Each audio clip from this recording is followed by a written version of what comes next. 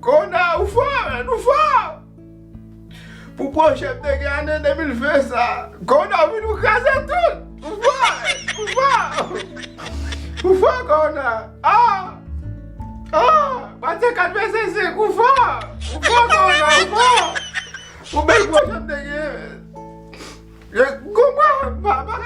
Kona ou fwa! Ane sa!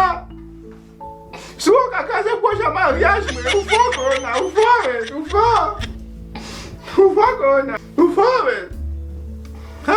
kona, se chak jou mleve, se mgo bagay mare chol men, kona, ou fwa men, sak pichep la, mgo mwe men, bagay fwa men, mwen se sot se la ya, mwen se mwen zel, ap gade, le poche poti man la vey koui, kona, ou fwa men,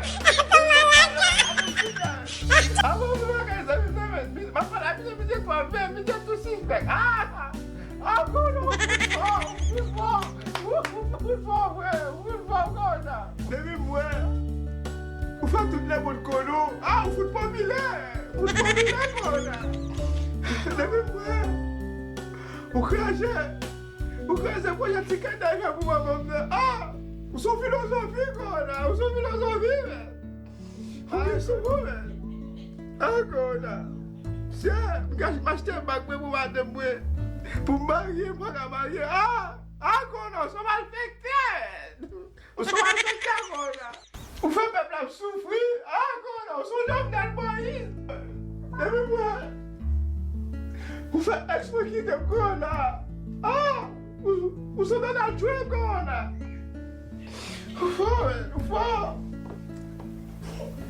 filosofi kona, filosofi, kouwen kelsi kona, kouwen kelsi kona, mwen kona kaze bagaj mwen. Wazen, sa pase la, map dormi, ou promet mwen baka dormi fwe. Chidano. Wazen, mwen fekte.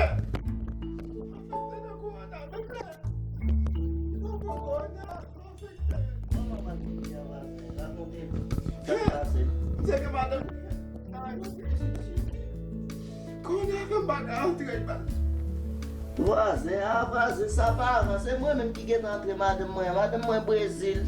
Mwen avanse mbare sou Instagram a fe lan mwen ave lot nek. E pou sa pou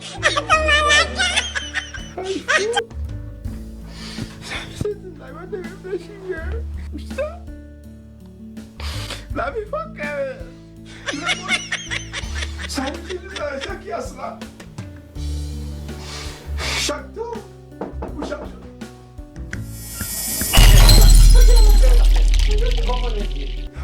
les mots de piège. Comment? Les mots de piège. Ou qu'on bague TikTok, Facebook ça? Ou qu'on monte ça? C'est la part de moi. Madame ou même bague sur Facebook. Wait till you see the fun. No.